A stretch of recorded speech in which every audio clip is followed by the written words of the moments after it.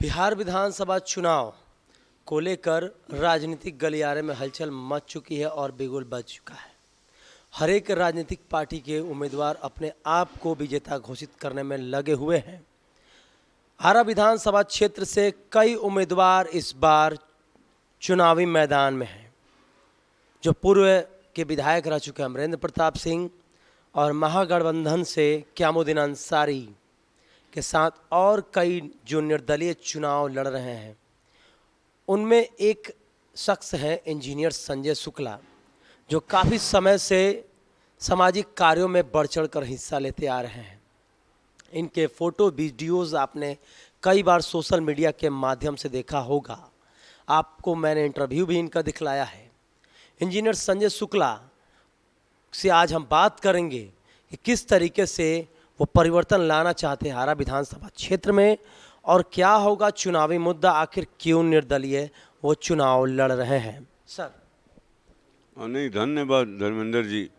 और जहाँ तक मुद्दे की बात है या कारण कि मैं क्यों निर्दलीय लड़ रहा हूँ, तो निर्दलीय लड़ने का मात्र एक कारण है कि जितनी भी राजनीतिक पार्टियां हैं, इस बिहार चुनाव में तो हद हो गई। जब नामांकन का तारीख के प्रारंभ होने से आने वाले 3 दिनों तक न सीट शेयरिंग का फॉर्मूला में कोई क्लैरिटी आया, न कि उसके बाद जो है ना, जो अभ्यर्थी थे, जो चुनावी उम्मीदवार जो सब कुछ उम्मीद लगाए थे, उनको क्लैरिटी मिले कि आप लड़ेंगे। तो पिछले 3 दिनों में सारा नामांकन भरे गए। तो मैं इस तरह की व्यवस्था में कदापि विश्वास नहीं करता हूं, और मुझे एक तरह से एक काफ़ी भंगुर व्यवस्था लगती है, और इसमें कोई भी समाज कल्याण नज़र नहीं आता है। बहुत सी पार्टियों, जनता के बीच में सब कम शब्दों में बात को रखा जाता है कि आपकी बातों को समझे लोग। नहीं, मैं सिंपल ये बता रहा हूँ कि मैं टिकाऊ व्यवस्था में विश्वास करता हूँ, जन कल्याण में विश्वास करता हूँ, न कि सत्ता के लोलुपता भरे हुए आदतों में और जिसको बोलते हैं ना कि विचारों में नहीं विश्वास कर। इसलिए मैं निर्दलीय लड़ा, जबकि बहुत सी पार्टियां हमें चाह रही थी कि मेरे कलर से लड़िए। यानी आपको लगता है कि किसी पार्टी में वो क्षमता नहीं था कि जो विकास करे, जिसके वजह से आप यहाँ निर्दलीय लड़ रहे हैं। सर, आप खुद एक इंजीनियर हैं और यहाँ की विधि व्यवस्था तो आपने देखा ही होगा कितना अच्छा है। क्या कहेंगे उस विधि व्यवस्था को लेकर जो इतने समय जितने भी शासन किया है आपने? नहीं, जहाँ तक किसी पार्टी पे विश्वास की बात है विकास के लिए, ये तो क्लियर कट साफ साफ है, प्रतिलक्षित है कि पिछले 20 साल से जो भी लोग यहाँ के जनप्रतिनिधि रहे हैं, जिनका कि प्राथमिक उत्तरदायित्व है यहाँ के शहर और आसपास के लोगों को जो आम सुविधाएं हैं उसके मुहैया करा, वहाँ पे 0 है, माइनस में रैंक मार्किंग में दूंगा। 100 में -10 है। रोड देखिए, और एक सिंपल चीज़ है, आप कोई भी एटीएम का काउंटर जाके देखिए, किसी भी बैंक के एटीएम का, इतना कोई वहाँ पे कोई सुरक्षा नहीं है, ना एयर कंडीशन चलता है, बूढ़े लोग लाइन लगाए रखते हैं, कोई देखने वाला नहीं है आम सुविधाओं का। रोड जो है वो नहर बना हुआ है, गारंटेड लिए हुए हैं। इसका जिम्मेवार कौन है? जो आज के प्रतिनिधि हैं और जो पहले रहे हैं। मैं तो सवाल पूछना चाहता हूँ कि साहब, आपने क्या किया? क्या प्रगतिशीलता है आप में? आपने क्या जहन उठाया और क्यों नहीं रिजल्ट सामने आया कि आज इतना गारंटेड लिए हुए हैं कि पूरा आरा जो है टूटे फूटे सड़कों का एक जगह बना हुआ है। एक दिन 24 घंटा नहीं है आरा के नागरिकों का और आरा के आसपास के क्षेत्र के नागरिकों, वो 18 घंटा हो गया। सारा उत्पादकता, जो कि ये लोग कभी बात ही नहीं करते हैं उसकी, जनप्रतिनिधि हैं, उत्पादकता से ही सारा विश्व में विकास होता है, और यहाँ उत्पादकता तो एकदम माइनस में चले गया है। और पर्यावरण, सारी चीज़ें, इतनी गाड़ियाँ का प्रॉब्लम, लोगों का हेल्थ, इस मूलभूत आवश्यकताओं के न रहने के चलते उनके हेल्थ पे असर पड़ता है। एक परिवार का 50%। रुकूंगा, यहाँ पर एक बात सबसे बड़ा आता है कि जब भी चुनाव आता है तो हर एक राजनीतिक पार्टी बहुत बड़े बड़े वादे करते हैं, और लास्ट में वही होता है कि यहाँ जातिगत चुनावी समीकरण बनने लगता है। लोगों में बदलाव जब आएगा तब न सर कुछ परिवर्तन होगा। नहीं, बदलाव स्वाभाविक है। एक कोई भी मृग तृष्णा में न रहे कि आरा के लोगों में बदलाव नहीं आ रहा है। जरा ढंग से कोई देखे, बहुत गहरी नज़र से, पैनी नज़र से बदलाव आ रहा है।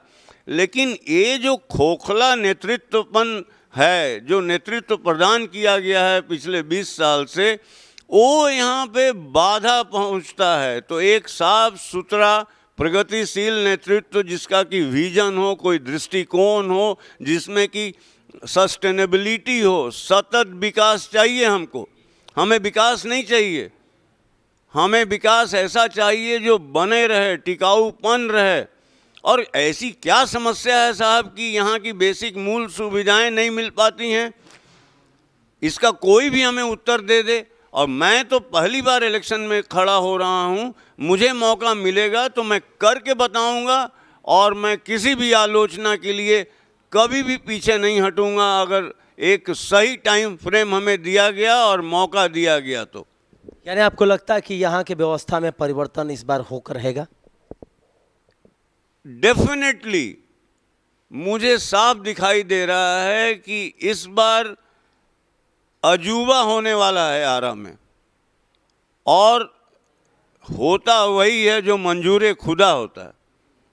लेकिन मुझे आभास हो रहा है कि लोग इतने हमको फ़ोन करते हैं, इतने हमें प्यार दे रहे हैं। मैं लोगों के ही प्यार से मैं खड़ा हुआ हूँ। किसी ने कहा मुझे कि आपकी परीक्षा नहीं है, ये आरा के नागरिकों के, आरा के आसपास के क्षेत्र के, इस पूरे विधानसभा के हर नागरिक की परीक्षा हो जाएगी जब आपके ऐसे शख्सियत खड़ा हों और आपको लोग न जिताएं।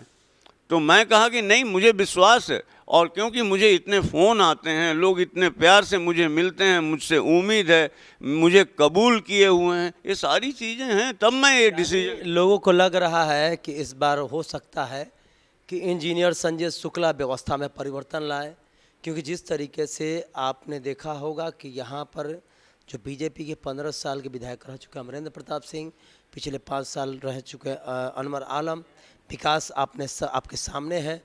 वही विकास का हिसाब इस बार के विधानसभा चुनाव में जनता मांग रही है, क्योंकि यह ज़माना बदल चुका है और सोशल प्लेटफॉर्म पर हर व्यक्ति की आज़ादी है अपनी बातों को रखने के लिए। तो पब्लिक ओपिनियन में बहुत कुछ चल रहा है। तो शुक्ला जी क्या व्यवस्था में परिवर्तन करेंगे, वो हम इनसे अंतिम सवाल रखेंगे, और क्या नया इंफ्रास्ट्रक्चर यहाँ खड़ा करने की बात करेंगे। सर, सिंपल चीज़ है। मैंने किसी चैनल को इंटरव्यू में बोला था, एक सबल समाज के लिए, एक प्रबुद्ध समाज के लिए सबसे बड़ी जो ज़रूरत होती है वो गुणवत्ता से भरे शिक्षा सिस्टम, शिक्षा पद्धति की और शैक्षणिक संस्थाओं का सही संचालन का। तो पहले तो मैं उसको एकदम से जो है असरदार, ये मैं नहीं कहता हूँ कि इसके जिम्मेवार कौन है, नहीं है। कोई भी कमी की जिम्मेवारी प्राथमिक रूप से जनप्रतिनिधि के कंधे पे आती है।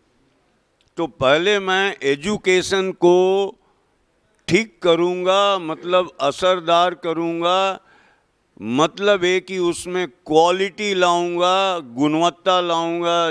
जैसे ये ठीक होगा, बहुत सारी आयाम समाज का अपने स्वतः जगह पर आ जाएगी। अब परियोजनाओं का तो मैं अभी आपसे बात करूंगा तो 1 घंटा लगेगा।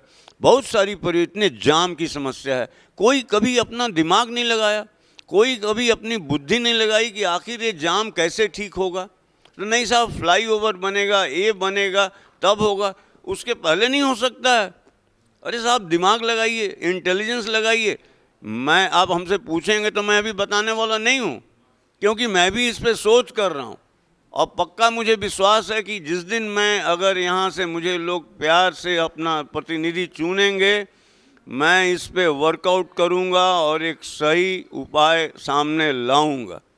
जी, बहुत बहुत धन्यवाद। ये थे हमारे साथ इंजीनियर संजय शुक्ला, एक पढ़े लिखे अनुभवी सीनियर शख्स, जो व्यवस्था में परिवर्तन इसलिए लाने के लिए आए हैं कि यहाँ की व्यवस्था को देखकर ये त्रस्त हैं कि आखिर कब बदलाव आएगा। आपने सुना होगा परिवर्तन संसार का नियम है, लेकिन हमारे यहाँ ऐसा कुछ होता दिखाई नहीं दे रहा है वर्षों से। उसी बात को बदलने के लिए इंजीनियर संजय शुक्ला चुनावी मैदान में कूद पड़े हैं और लोगों का अपार प्यार मिल रहा है और इनका पूरा विश्वास है कि इस बार आरा विधानसभा क्षेत्र से एक नए उम्मीदवार के तौर पर लोग इन्हें चुनेगी, क्योंकि जिस तरीके से मैंने पहले भी कहा कि कितने बार किन की सरकार रही, क्या परिवर्तन हुआ क्या परिवर्तन नहीं हुआ, लोगों से मेरा भी यही अपील होगा कि आप अपने मतदान का सही तरीके से इस्तेमाल करें। जो जनप्रतिनिधि सही मायने में लगता है कि परिवर्तन लाएगा, उसे ही अपना बहुमूल्य वोट दें।